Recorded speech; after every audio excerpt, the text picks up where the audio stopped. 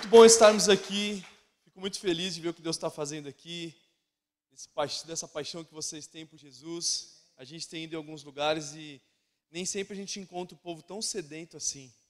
Então, que Deus possa conservar vocês assim cada vez mais no ambiente de mais profundidade da presença dEle, que seja um tempo incrível. E que essa conferência encerre, mas não só aquilo que Deus vai fazer, que fez nesses dias, mas que vocês possam, o pós-conferência, realmente transformar essa cidade, transformar esse bairro para a glória deles. É isso que nós desejamos. Vamos orar, feche seus olhos. Jesus, nós te agradecemos pelo privilégio que nós temos de estarmos aqui, Pai, diante da Tua presença. Nós te agradecemos por tudo que o Senhor tem feito já. Nós te agradecemos por aquilo que o Senhor ainda vai fazer. Nós somos gratos pelo Teu Espírito Santo. Nós somos gratos por tudo que o Senhor já construiu nesse lugar e tudo que ainda o Senhor vai fazer, Pai. Que o Senhor possa nos levar num lugar mais secreto do Teu coração. Que a gente possa conhecer aquilo que os outros homens não conheceram, que outras gerações não conheceram. E que a gente possa trazer isso sobre a terra, Pai. Que a gente possa realmente trazer a Tua presença, o Teu poder sobre a nação brasileira. Que a gente possa transformar o nosso governo, transformar toda a educação do Brasil, todos os lugares da sociedade, Pai.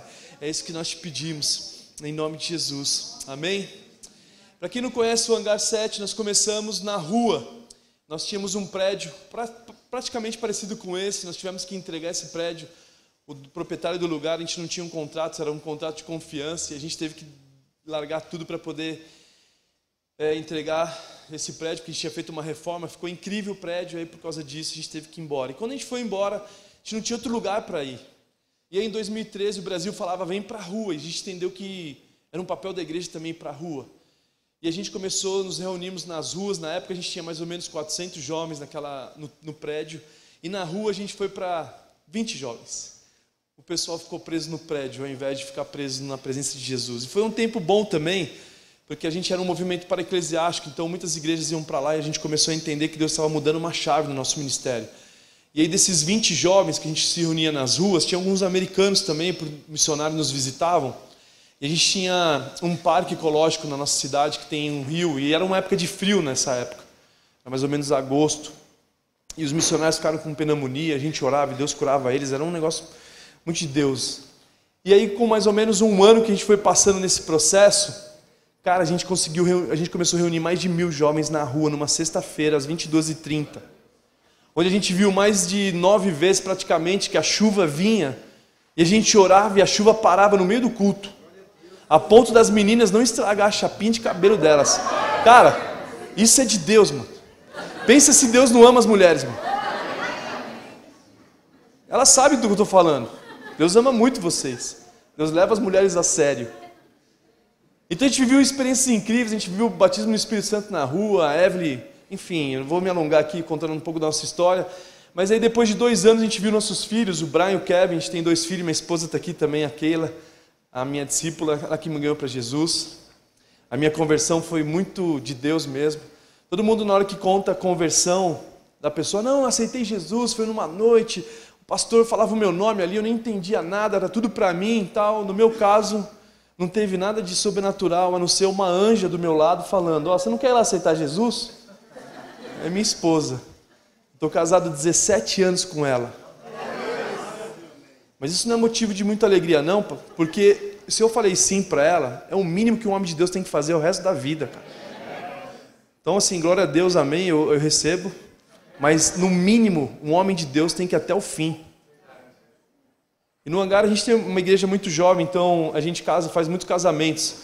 Eu até perdi a conta de casamento, eu nem me empolgo mais em fazer casamento, o que me empolga é ver pessoas permanecendo casadas. Então hoje a gente tem um time muito forte lá no Hangar, e enfim. Então foi essa minha conversão, a Keila falou assim para mim, você não quer lá aceitar Jesus? Eu falei, você está falando? Claro que eu vou. E aí desde 2001, nunca mais deixei de construir o reino de Deus na nossa geração, e tem sido um tempo muito bom. E aí nesse tempo da gente estava na rua, a gente começou também, Deus falar com a gente, porque os nossos filhos estavam sem salinha de kids, sem estrutura, eles deitavam na rua e era muito tarde. A gente fazia um culto pós-faculdade, para os universitários saírem da faculdade, e quem trabalha no shopping também poder ter um culto deles numa sexta-feira. E aí Deus começou a nos mover numa transição de que nós começávamos a construir igreja. Não porque nós não éramos uma igreja, a gente já era igreja, a gente já era uma família. mas a gente precisava de um prédio. A gente começou a sondar a cidade para ver que prédio que Deus tinha para nós. A gente falou assim, cara, não faz mais sentido a gente estar perto de igreja, a gente tem que estar nas principais avenidas, num lugar onde tem a balada, onde tem algumas pessoas e tal. E a gente começou a orar pela a maior balada da nossa cidade. Aí a gente começou a fazer tudo que crente faz, dar 7 voltas, tocando violão de madrugada, andando de lado, tudo que tinha que fazer, a gente fez para a gente poder ter esse lugar. E nesse processo, 2 anos de rua, o dono sempre falava não pra gente, não pra gente. E aí eu ia na balada, eu e minha esposa, a gente entrava lá, pagava a área VIP lá e ficava lá dançando, que era balada sertaneja, né? Então a gente tinha que meio que dançar disfarçadamente para ninguém perceber, os crentes estão aí, o que eles querem, né? E a gente começou a orar para que aquele lugar fosse nosso, aquele lugar fosse de Jesus, tal, e a gente pudesse fazer a obra dele lá naquele lugar. E quando a gente ia embora, o dono falava sempre para a gente, não quero alugar, não quero alugar. E aí Deus sempre falava assim para mim, cara, você pode sair daqui como os 10 espias, ou pode sair daqui como Josué e Caleb. Eu sempre comecei a chamar à existência as coisas que não existiam, como a fé fala. Eu não mais me movia porque eu estava vendo, e sim porque eu creio. E aí uma noite, meu filho mais velho teve um sonho que ele via, a balada chamava Casa do Patrão. E aí meu filho teve um sonho que a gente atravessava a avenida e o Jesus e o Leão de Nárnia, porque ele assistiu o filme, né? Ele abria as portas desse lugar para a gente. E aí eu comecei a ver alguns outdoors na cidade escrito mudança, mudança, mudança. Falei, cara, Deus vai nos dar esse lugar. Aí do nada o dono desse prédio nos chamou para nós fazermos uma reunião e conversar. Olha, tá tendo muita briga aqui, um segurança jogou um rapaz num para-brisa do carro, tal, e a gente está cansado disso. O que a gente pode fazer para você fazer o teu trabalho aqui, né? Eu falei assim, cara, o valor que eu posso pagar é esse. Eu falei assim, você está maluco? E aí a gente teve que orar mais um pouquinho para Deus amolecer o coração dele. Mas para resumir, a gente já está praticamente agora indo para o 3º ano de igreja nesse lugar. A gente já fez 4 casamentos de pessoas que se conheceram na balada e que nem era cristã nesse contexto nosso. Os proprietários hoje eles estão no hangar, eles vão nos cultos. O dono, que era um cara mais resistente, hoje está lá querendo servir de voluntário no hangar e a gente tem visto coisas incríveis. Hoje a gente vê pessoas de 90, praticamente 86 anos com a bengalinha entrando numa balada lá para ouvir falar de Jesus. E tem sido um momento muito incrível, muito especial de Deus. E quando eu estava falando isso, eu senti no meu coração, o Espírito Santo está me direcionando para te dar uma palavra, pastor. Deus tem me falado como Noé. Sabe, Noé, ele construiu uma arca. Eu sinto que esse novo que você tanto me falou aqui, eu sinto que Deus vai te usar para usar você para construir algo, sabe? Eu sei que é o ano de um algo novo, mas eu sinto o Espírito Santo falando assim, cara, é um ano de fundamento, de você construir alicerces. Sabe, Noé, ele construiu 100 anos. E aí depois ele passou por outro processo, de praticamente 1 ano usufruir daquilo que ele construiu. Porque Deus tinha algo novo. Então eu estou sentindo muito isso, tipo que Deus ele te usou para construir, mesmo que seja um período curto. Mas Deus agora está te levando para fora da construção, para esse algo novo. E que não está preso às estruturas. Não estou dizendo que você vai sair da igreja, entende? Mas estou dizendo que essa estrutura que Deus vai te dar para você realizar, não é ela que vai trazer resultado. O resultado está fora dela.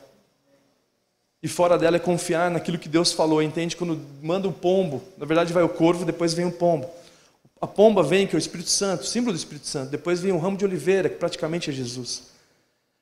Então, quando chegar esse momento que você sentir o Espírito Santo, e você vai aumentar a sua fé para você poder sair de fora.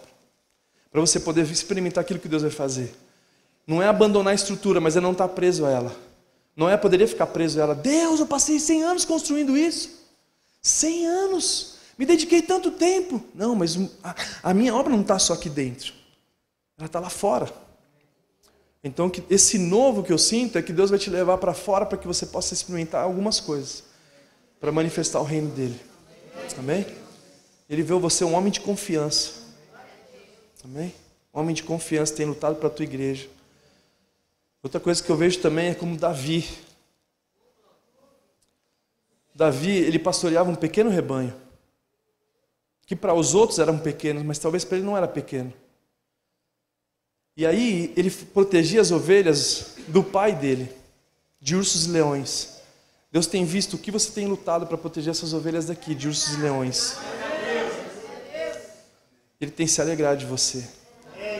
E você não faz para o homem, entende? Você faz para ele. Davi não fazia para o pai, ele fazia para outro pai. Ele tem se alegrado do teu cuidado, do desespero que você tem de proteger os ursos e leões. Mas entenda uma coisa, esses ursos e leões, eles não são tão mal assim. Eles são, na verdade, uma ferramenta para você estar pronto para vencer Golias lá na frente. Porque Deus está mudando essa geração, essa nova temporada que você vai viver. Você vai estar pronto para liderar uma nação, entende? Porque a experiência que Davi passou, pastoreando os pequenos rebanhos nele, posicionou ele para pastorear Israel. Entende? Esse novo ciclo que Deus está fazendo, exatamente este, de transicionar para você pastorear Israel. E quando vier ursos e leões como Golias, você já está expert em proteger essa grande multidão que Deus vai trazer. Então Deus está aumentando a tua influência. Por causa do teu coração. E Davi, o mais incrível que Deus tem me falado, que você não é só o Davi, você é um formador de Davis. Você tem formado Davi aqui nesse lugar. Pessoas com o coração no lugar certo. Sabe, muitas pessoas estão na estrada e querendo estar na igreja. E muitas pessoas estão aqui no púlpito querendo estar na estrada. O que Deus está me mostrando é que você vai ser levado para a estrada, mas teu coração está aqui. E Deus vai te levar em lugares para compartilhar aquilo que Deus tem feito na tua vida, como um Davi. E para concluir, porque eu preciso pregar, Davi, quando ele vence Golias, Saul chega para ele e fala assim: quem você é? Antes de vencer, ele fala: eu sou filho do teu servo Jessé. Aí ele vence Golias. Saul volta a perguntar para ele: Davi, quem você é? Ele com um gigante na cabeça, assim, a cabeça do gigante nas mãos. Ele fala: eu sou filho do teu servo Jessé, a quem te serve. Ele continua sendo o mesmo. Sabe, nessa jornada nós podemos nos perder, mas Deus está falando que você tem um coração certo para te levar nos seus lugares, para vencer gigantes, porque você vai continuar sendo o mesmo. Amém? Vamos orar pelo pastor. Estenda as suas mãos para ele. Pai, em nome de Jesus, nós te agradecemos por homens assim, Pai. Homens que têm lutado pela tua igreja, homens que têm protegido as ovelhas, de ursos e leões. Quantas vezes ele passa madrugadas orando pelo teu rebanho, Pai. Pai, derrama ele sobre agora uma proteção divina, prepara as armas para que ele possa usar, as armas perfeitas para essa batalha, e que em nome de Jesus ele esteja pronto para continuar sendo o mesmo, Pai. Protege seu coração, protege sua família, protege sua esposa, a sua geração, os filhos dos filhos, Pai, e que eles possam realmente agora viver uma nova temporada nesse lugar. Pai, que realmente o teu céu possa manifestar de uma forma poderosa nesse lugar, e que o Senhor possa levar, aumentar o nível dele de influência, o nível de conhecimento, aumenta a voz dele na nação brasileira, porque é isso que nós te pedimos, em nome de Jesus. Dê um aplauso bem forte para Jesus.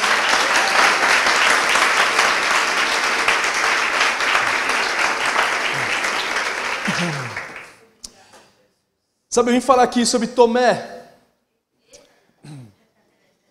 Tomé, muitos de nós pensamos que ele é aquele que não crê, a gente sempre tem dúvida de quem é Tomé, a gente fala assim: não, hoje eu tô meio Tomé, hoje eu acordei meio Tomé, e não sei o que lá, o fulano é meio Tomé. Mas na verdade, quando a gente começa a nos aprofundarmos na palavra, a gente percebe que Tomé era o discípulo que mais amava Jesus, era o discípulo que mais acreditava em Jesus. Eu quero ler esse texto que fala em João 11. Na verdade, eu vou contar um pouco dessa história. Jesus ia voltar para a Judéia, e quando ele ia voltar para a Judéia para ressuscitar o seu amigo chamado Lázaro, os discípulos inteiros sabiam que Jesus poderia ser apedrejado ao voltar nessa cidade. E quando ele sabia disso, todos os discípulos olhavam para Jesus: Jesus, você vai voltar na Judéia, a gente vai ser apedrejado.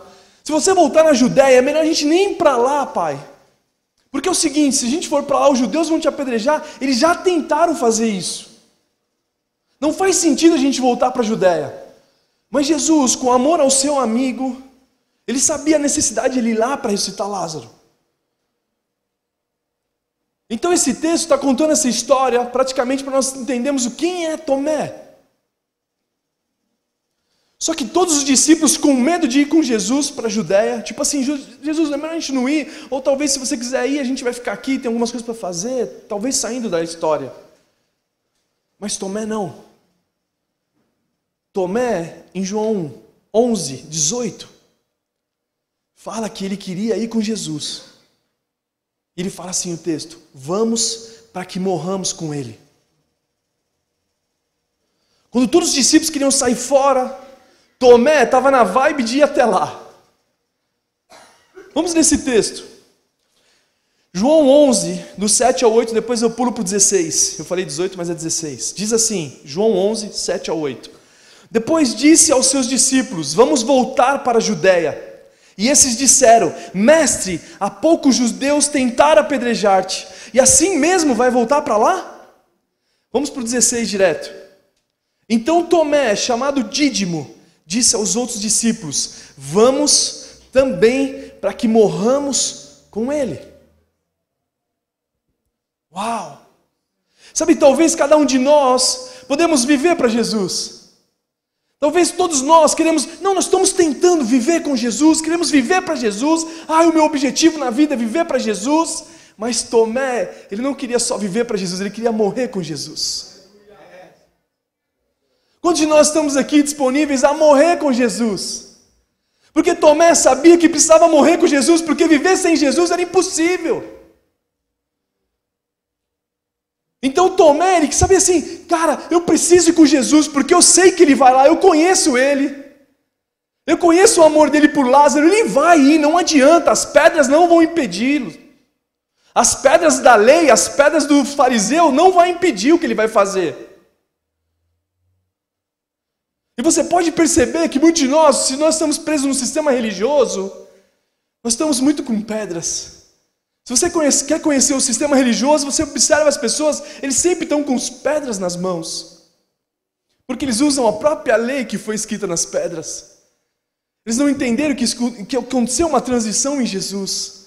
Que agora a lei foi escrita no nosso coração em Hebreus. Então, Tomé, ele sabia assim, cara, eu não posso. Cara, eu tenho certeza que Jesus vai até Lázaro para ressuscitar. Ele ama Lázaro. Ele é a expressão do amor. Deus não criou o amor, ele é o próprio amor. Então é impossível dele permitir Lázaro ficar lá. Ele vai ressuscitar Lázaro. Então, já que ele vai ressuscitar Lázaro, eu quero ir com você, porque se você morrer, eu prefiro morrer junto com você. Porque eu não vou sobreviver, viver uma vida sem você aqui. E talvez muitos de nós não temos essa ótica, entende? Talvez muitos de nós queremos, não, Jesus, viver com você eu até quero viver, mas morrer com você, talvez eu não quero. E aí, foi passando o período, a gente quer ir mais para frente, e a Bíblia começa a falar sobre as questões de fé, que sem fé é impossível agradar a Deus, e como que Tomé, no final da história, Jesus aparece só para Tomé, como que Tomé não tinha fé? Se sem fé é impossível agradar a Deus, como Jesus apareceria para Tomé se Tomé não fosse um cara que fosse apaixonado por Jesus? Então quando a gente ouve falar de Tomé, aquele cara que não crê, hoje eu tomei o Tomé, não faz sentido. Porque Tomé ele tinha coragem de morrer, sendo que os outros discípulos não tinham. Só que o ponto que eu quero chegar aqui é que Jesus morre. E quando Jesus morre, a primeira coisa que Tomé faz é se afastar dos discípulos. A primeira coisa que Tomé faz quando Jesus morre na cruz, que ele observa de longe, os judeus ferindo ele com palavras, os soldados ferindo ele com açoites, os guardas ferindo ele com humilhação, ele se afasta dos discípulos. Porque ele estava vendo o amado dele morrer. E aí quando Tomé se afasta dos seus discípulos, normalmente por entrar numa crise existencial, normalmente por perceber, eu não consigo mais viver sem ele. Como a humanidade é tão mal que ponto de fazer aquilo com ele? Aquele que curou uma cidade inteira, aquele que alimentou a multidão inteira com pão e peixe, aquele que perdoou, aquele que ensinou nós perdoarmos 70 vezes 7. Aquele que nos estimulou a ser misericordioso, como não são misericordiosos com ele? Aquele que morre de braços abertos, eu ouvi ele dizendo, Pai, perdoa eles que não sabem o que fazem, como eu vou viver sem ele agora? Então Tomé, ele entra nessa crise. E quando ele entra nessa crise, ele se afasta dos discípulos. Eu não sei você, mas quando eu estou nos dias não tão bom, eu quero ficar sozinho. Não sei se você já passou por isso, quando você passa por um momento, talvez as dificuldades da vida faz com que você, de repente, não, eu preciso de um tempo a sós. Isso não está errado. Principalmente quando você ficar a sós com Jesus. Isso não está errado. O ponto é que Tomé, ele passa por essa crise existencial. E depois que ele passa por essa crise, a primeira coisa que ele faz é voltar a ver os discípulos. É voltar a se relacionar com eles. E aí quando Tomé, ele volta para falar com os discípulos, que os discípulos estão parados ali, os discípulos chegam para Tomé, Tomé, você não acredita, cara. Você não acredita, ele ressuscitou. Aí Tomé fala para eles assim, eu não acredito no que ele ressuscitou. Eu não acredito no que vocês estão dizendo. Sabe, muitas vezes, o Brasil está dessa mesma forma. Eles acreditam em Jesus, mas não acreditam nos discípulos. Tomé começa a olhar para os discípulos e fala assim, cara, vocês falando que ele ressuscitou, não, vocês não se parecem com ele. Não, vocês voltaram a pescar, vocês perderam o propósito. Não, vocês não são a semelhança dele, eu só acredito vendo ele. E eu não estou vendo ele em vocês. Então quando Tomé olhou para os discípulos, ele não conseguiu ver Jesus neles. A ponto de Cristo ter que voltar e ressuscitar para aparecer por Tomé. E muitas vezes o Brasil está dessa forma, nós acreditamos em Jesus, mas nos discípulos, nos líderes, eles se ferem, eles querem disputar quem é o primeiro, eles estão nas picuinhas, eles voltaram a trabalhar, eles voltaram a fazer outras coisas, eles se perderam, eles não sabem perdoar 70 vezes 7, eles ficam julgando os outros. Não, a gente não quer saber disso. E o que Jesus quer fazer nessa noite, nesse lugar, é nos restaurar, conforme a imagem e semelhança dele, para que o Brasil olhe para nós e vê Cristo em nós. Então quando Tomé, ele vê Jesus, a primeira coisa que ele faz, Jesus ele fala assim, toca em mim, Tomé. Toca em mim, Tomé. Sabe o que significa isso? Que Jesus é tocável. Você pode tocar nele. Jesus é tocável. Nós podemos tocar nele. E aí quando Tomé toca em Jesus, ele toca onde? No corpo. Para a igreja. Mas qual a igreja agora? A igreja cicatrizada, não mais a ferida dos discípulos. Uma igreja que parou com o mimimi, que parou com as brigainhas. Uma igreja perfeita. Entende?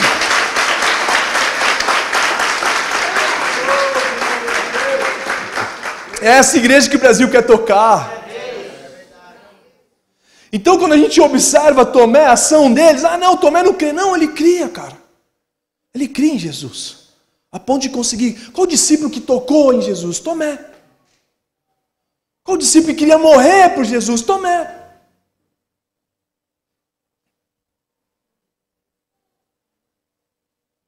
Agora todo mundo, eu quero ser Tomé. Vamos fazer uma tatuagem Tomé.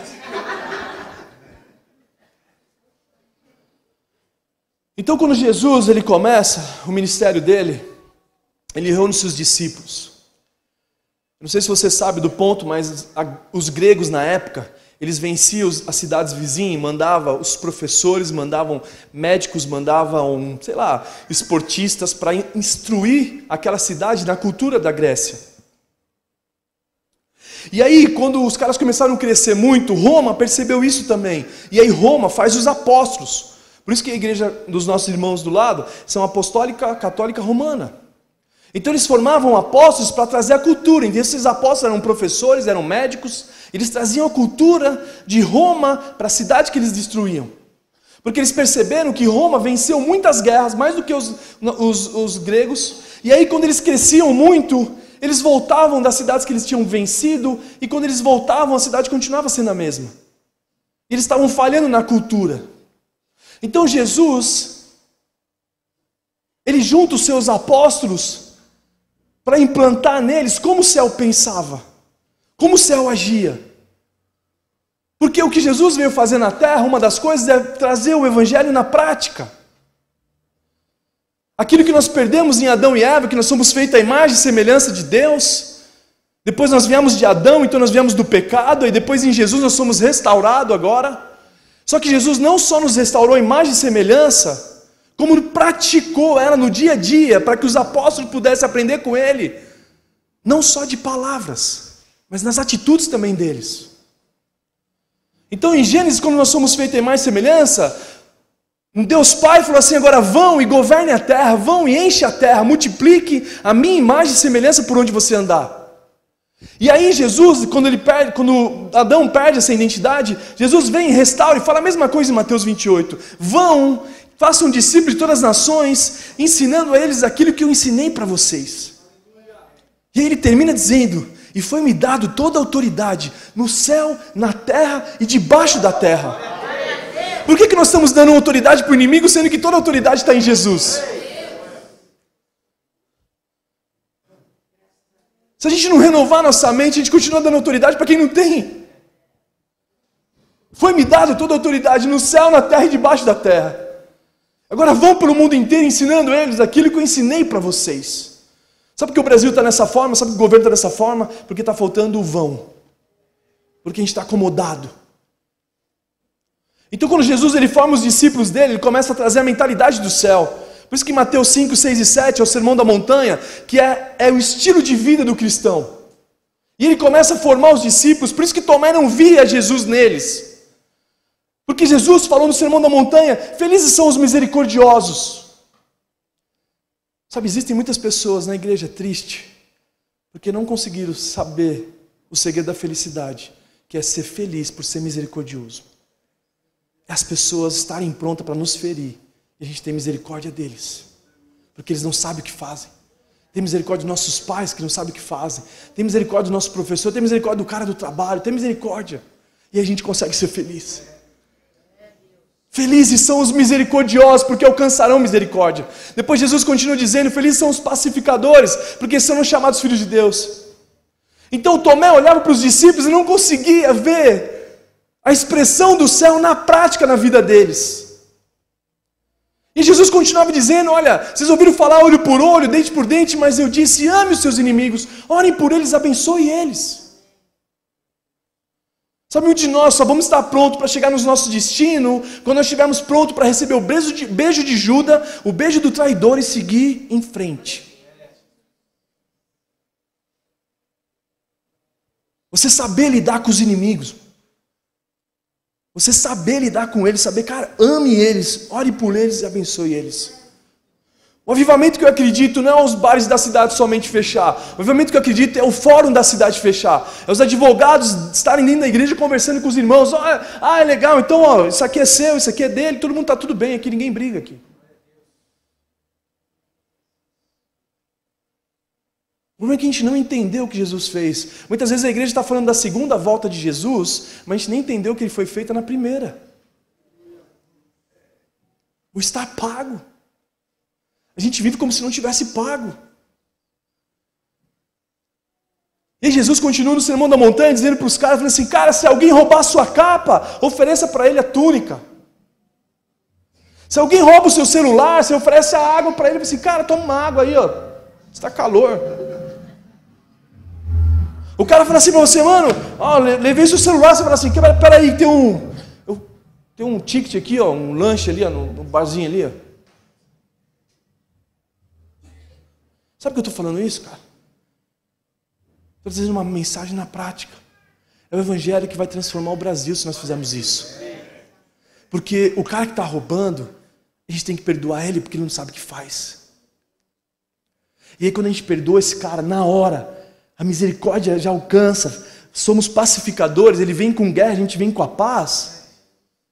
O cara fala assim: o quê? De onde você é? Não sou daqui não, eu sou agente do céu. Não quero saber desse negócio também que eu quero. Cara, nunca aconteceu isso. Não, vem aqui, vamos jantar junto.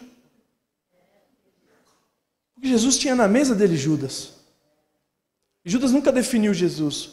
Jesus continua sendo Jesus. Então nós somos feitos à imagem e semelhança lá em Gênesis, de um Deus que é amor. A Bíblia fala, a única das coisas que a Bíblia fala é que Deus é amor. E quem está no amor está em Deus e Deus nele. Mas onde estão os misericordiosos? Será que nós temos amado a humanidade? Sabe, Deus amou o mundo de tal maneira que deu seu Filho único. Deus deu tudo o que Ele tinha para a humanidade. O que nós temos dado para a humanidade? Será que a gente tem influenciado a humanidade com ira, com guerra? Sabe, Davi na geração dele, ele lutou por muitas guerras. Os meus avós vieram da Espanha, eles lutaram por guerra. Meu avô participou dos exércitos da Espanha na época. Ele veio para cá, mas a outra geração não é mais guerra. A geração de Davi para Salomão foi um reinado de paz. E paz significa a sabedoria de Deus, porque a sabedoria do alto, ela é pacífica. Por isso que Salomão reinou em paz. Ele construiu muros grandes, ele tinha cavalos do Egito, que era poderoso para a guerra, ele construiu um navio, e por ele ter esse império tão poderoso, os outros países tinham medo dele. E ele reinou em paz, porque ele tinha a sabedoria de Deus. Porque a sabedoria de Deus, antes ela é pura, pacífica, amável.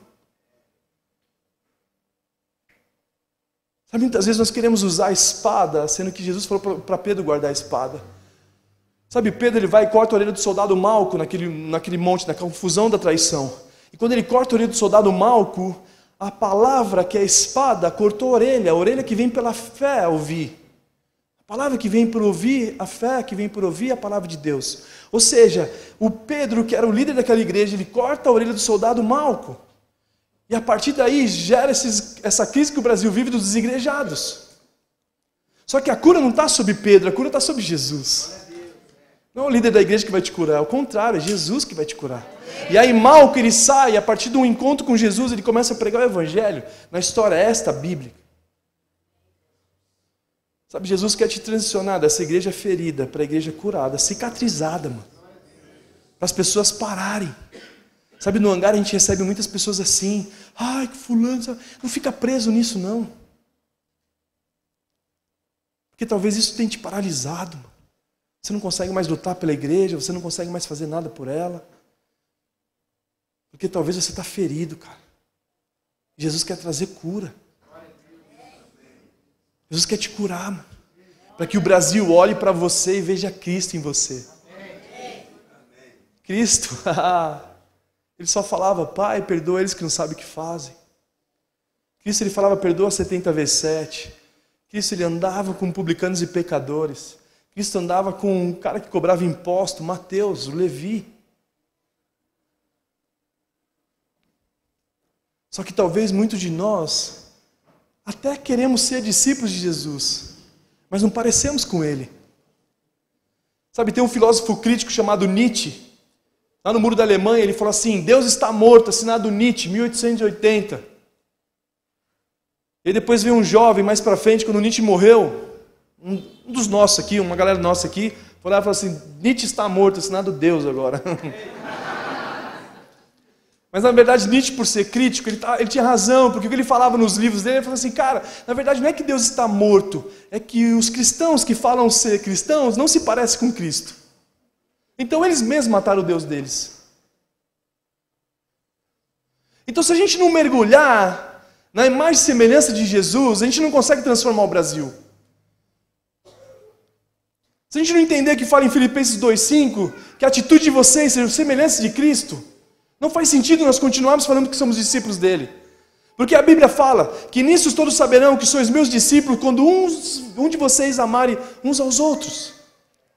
Sabe, eu vou dar uma prática aqui, porque minha esposa está aqui, eu vou aproveitar que ela está aqui e vou falar um pouco. A gente está casado há 17 anos. E aí veja só, eu sempre conto isso aqui, a Keila tem a maior qualidade dela, mano. A maior qualidade dela é que ela esquece de apagar a luz de casa. Ela odeia andar nas trevas, mano. Ela acende a luz da casa inteira e não apaga. E aí qualquer um marido poderia falar assim, Vou trazer o reino do império das trevas agora. Eu não aguento mais, você não apagar a luz, você esquece isso, você esquece aquilo, você... Mas se eu sou semelhante a Jesus, eu vou agradecer a Jesus pelo privilégio que eu tenho de apagar a luz por ela. E aí a gente está vendo filhos vendo da guerra dentro de casa, e o pai e a mãe falando que é discípulo de Jesus. Aí o menino chega no conhecimento da palavra. Ele começa a ler, porque ele vai ler uma hora. Ele vai falar assim, meus pais, e ele vai virar, sabe quem? Um Tomé. Ó, eu quero morrer por esse Jesus. Mas esse, não um dos meus pais. E tem muito filho que se frustra com os pais e que não querem casar exatamente porque a casa foi um caos. Então, quando nós começamos a entender que nós somos semelhantes a Cristo, nós temos privilégio de apagar a luz por ela, porque é a forma de nós lembrarmos do que Jesus fez por você. E para nós encerrarmos aqui, meus filhos jogam bola num time de base. Um jogou e outro só treinou hoje. Um jogou, fez um gol e deu uma assistência ainda. Muito bom. Estavam jogando bola perto do condomínio de casa, assim, do salão de festa. Eu falei assim, filhos, não jogarás bola perto do condomínio de casa, porque quebrarás o vidro e será surrado e etc. Esse é o primeiro mandamento. Eles jogando bola, daqui a pouco eu estou em casa, daqui a pouco eles entram correndo assim, chorando. Quebrei o vidro, o pai fechou a porta com tudo, assim, os dois entraram para a sala escondida. Eu falei, tá. Daqui a pouco toca a campainha. Falei, acusador, né? Deixa eu ver. Abri a porta assim, era o síndico. Falei, fala, Satanás. Fala, meu amigo, tudo bem? Brincadeira, né, gente? Aí ele pegou e falou assim, os filhos quebraram o vidro. Eu falei assim, sei, fazer 3 orçamentos, desconto do condomínio, como funciona? É isso mesmo, tal. Então tá bom. Veja aí, a gente vai pagar. Tudo bem? Tudo bem. Aí fechei a porta. Quando eu entro na sala, eles estão no tapete de casa lá do sofá, contando a moedinha do cofrinho deles. Eles contando o cofrinho, eu olhei assim, eu falei, filho, o que estão fazendo? Estamos contando o cofrinho. A gente vai pagar o que a gente fez, papai. Eu falei assim, filho, se você tivesse 3 vezes mais do que vocês têm para pagar, não seria o suficiente para pagar. Aí eles choravam mais. Eu falei assim, mas eu tenho uma boa notícia. Papai já pagou por vocês, assim como Jesus também já pagou por papai. Aí eles levantaram e me abraçaram assim forte. Aí você começa, ensina a criança o caminho que ela deve andar, para que mais tarde ela não se desvie disso. Então ela começa a ver Jesus nos pais. E aí a gente começa a transformar a nação, entende? Porque chega desses discípulos, Jesus ressuscitou, as boas novas do Evangelho. Mas na prática, ninguém vê. Os caras voltam a pescar, mano. Perderam o coração. Jesus teve que ressuscitar primeiro para eles porque os caras estavam tudo perdidos. O Brasil está dessa forma, todos vocês sabem, estão cansados, o cristianismo crescendo e o divórcio na igreja.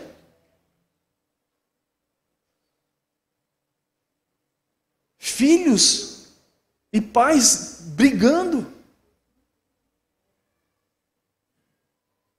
Sabe o que Jesus falou? No Sermão da Montanha, nesse mesmo texto que ele começa a formar as pessoas, que ele começa a falar no céu, é assim que acontece, ele fala, se sua mão direita faz você errar, mano, arranca ela, joga lá fora. O que Jesus quis dizer? Não brinca o pecado. Sabe, olha o culto de Jesus. A paz do Senhor, igreja. Amém, amém. Pai nosso que estás no céu, santificado seja o teu nome, amém, amém. Ó, se sua mão direita faz você errar, arranca ela, joga lá fora. Vamos ficar de pé, Deus abençoe a todos.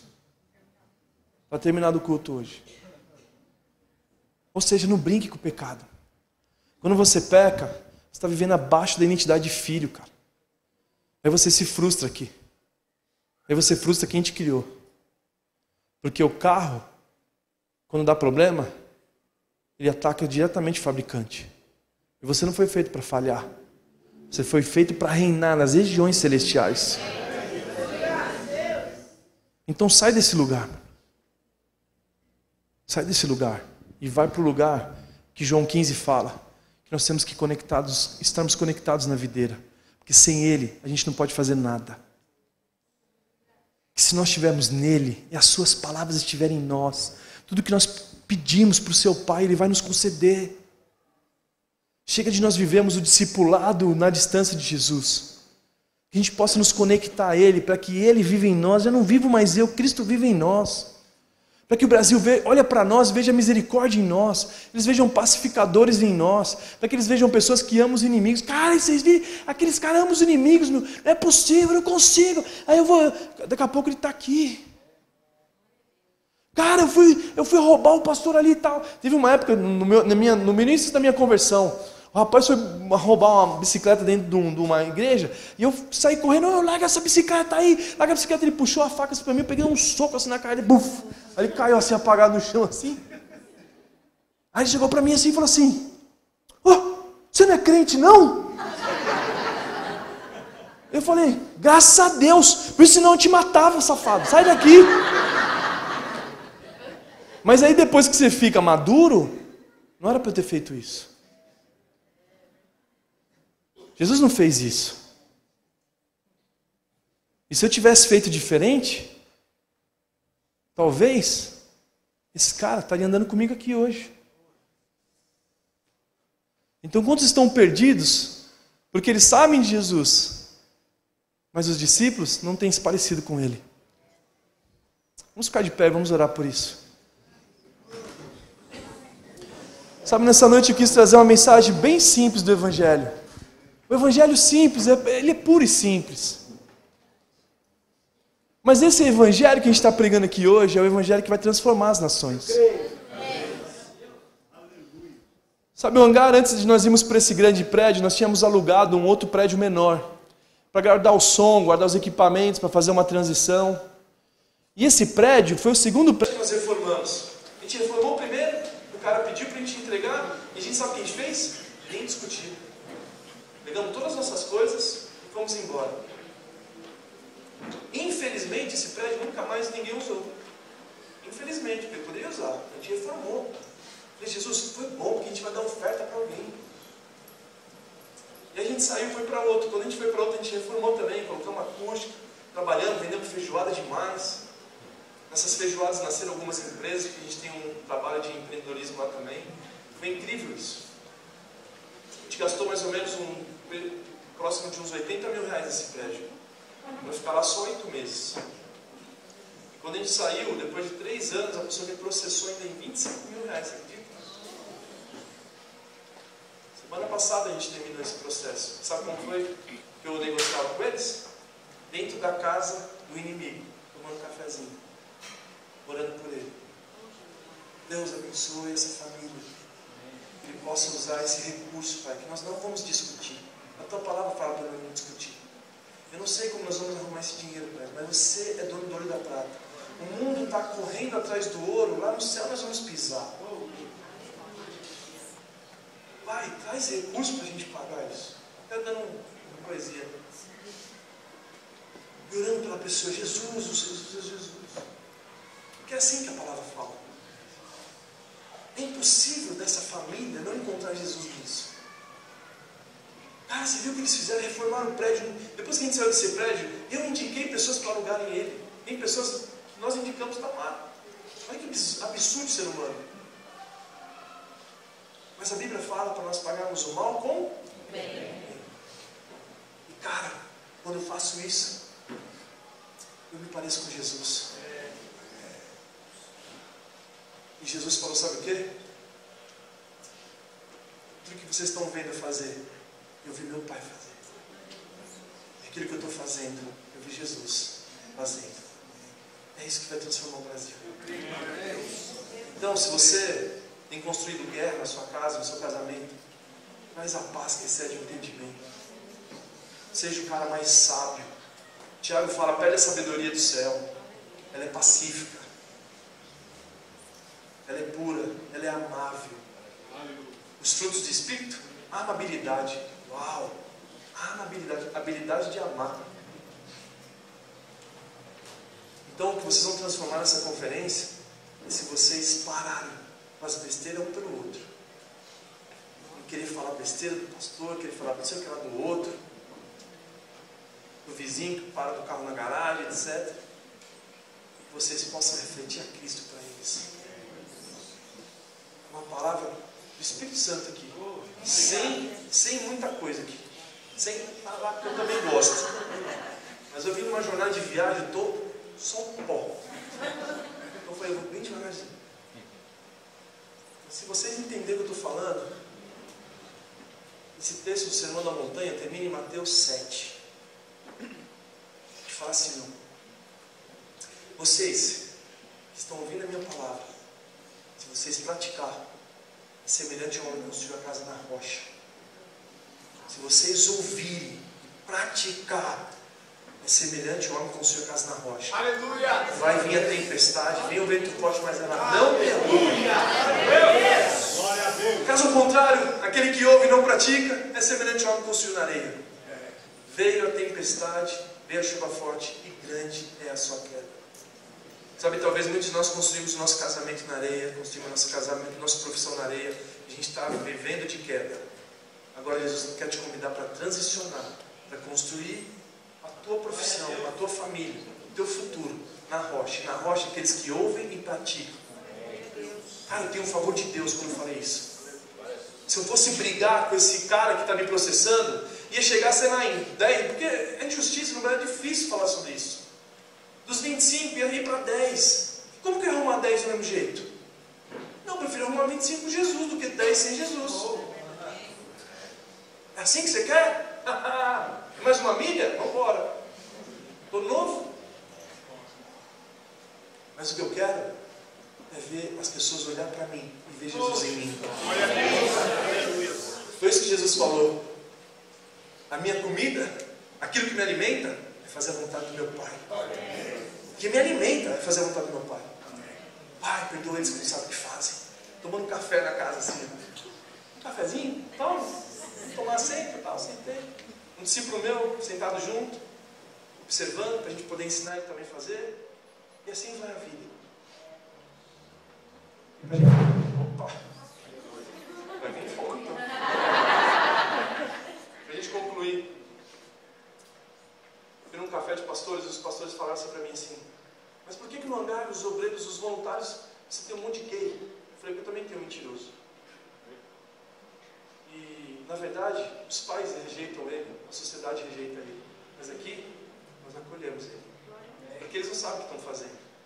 Só que quando nós abrimos a porta para ele, cara, aquele que é o consolador e o conselheiro, ele vai convencer eles do pecado. Eu tenho tantas histórias para falar dessa galera. Chegou um cara com 3 jeitos assim no lugar. Hoje, deram ministério lá. Postura. Menina morando 6 anos casada com outra mulher na França, porque ela pode casamento, já há muitos anos. Chegou no lugar 5 dias que ela passou lá. Hoje sabe onde ela está? 2 anos que ela está dando aula na FIHOP. Lá em Florianópolis, com uma escola de americanos, para falar sobre sala de oração. Tratando essa galera, porque ela está contando a experiência do que ela passou no hangar. Os pastores que amaram ela e não condenaram ela. Se você olhar para o religioso, sempre vai ser pedras nas mãos. Mas quando nós olhamos para Jesus, sempre são os braços estendidos. 15:9, para concluir, diz assim: assim como o Pai me amou, eu amei vocês, permaneçam no meu amor. Amém? Vamos orar.